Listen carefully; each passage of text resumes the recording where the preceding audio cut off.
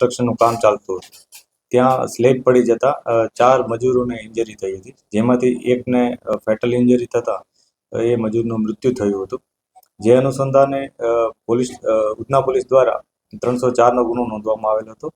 આ બનાવમાં તત્કાલ જ્યારે 2 લોકો ઇન્જર થયા હતા, એ લોકોને તત્કાલ હોસ્પિટલ પહોંચાડવામાં આવ્યા હતા.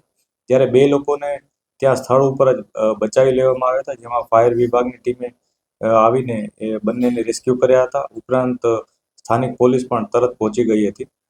મેડિકલ ટીમ પણ બોલાવી લેવામાં આવી હતી અને જે લોકો ઇન્જર હતા એ લોકોને તત્કાલ પ્રાથમિક સારવાર પણ ત્યાં આપવામાં આવી હતી. આ બનાવ અનુસંધાને જે ગુનો દાખલ કરવામાં આવ્યો છે એમાં આઈપીસી ધારા 304 વગેરે મુજબની કલમો ઉમેરી અને ગુનો દાખલ કરવામાં આવ્યો છે.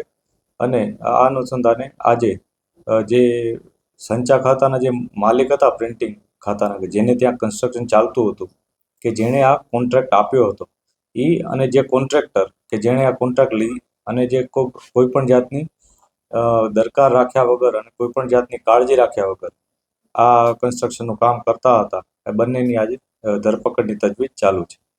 સર, આમાં મહાનગરપાલિકા પાસે પરમિશન હોય, મહાનગરપાલિકાના કર્મચારીઓ રોજ કે આટલું મોટું બિલ્ડિંગ બની ગયું?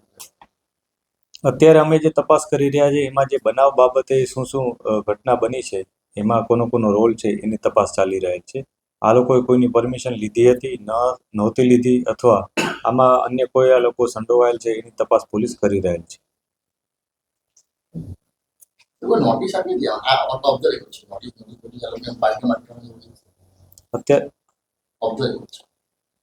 કઈ તો અમે એક દિવસમાં તો નોટિસ ગઈકાલે